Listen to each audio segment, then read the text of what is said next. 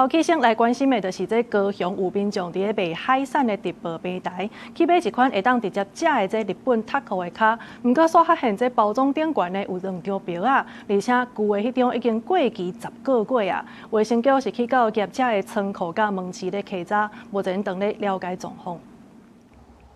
高雄市卫生局今晚早起来到海产直播平台业者的仓库进行稽查，因为有民众伫网络打文，讲家己23伫平台落订单，买这款会当生食的日本石牛卡，25去领过转来就摕去冰，等到27摕出来要食，所发现顶悬乃旧2张票啊，旧的迄张的保存期限已经过期10个月，民众质疑是毋是有该票的问题，看到卫生局来稽查，业者也提出 FDA 认证讲，保存期限是到115年的7月，无过期的问题。 那一间厂商所提供给我们这一批章鱼脚的 FDA， 那确实有效期限也跟刚刚你看到的一模一样，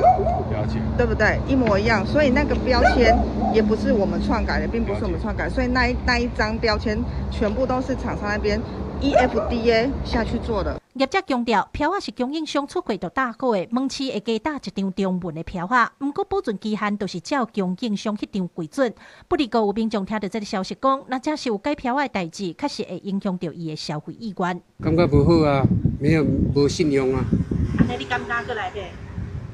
安尼我未来买。东西大概价格差一点是可以接受的，你差很多，你就自己应该有那个心理准备，这个东西可能应该不是你想象的那么样子，那个等级的东西。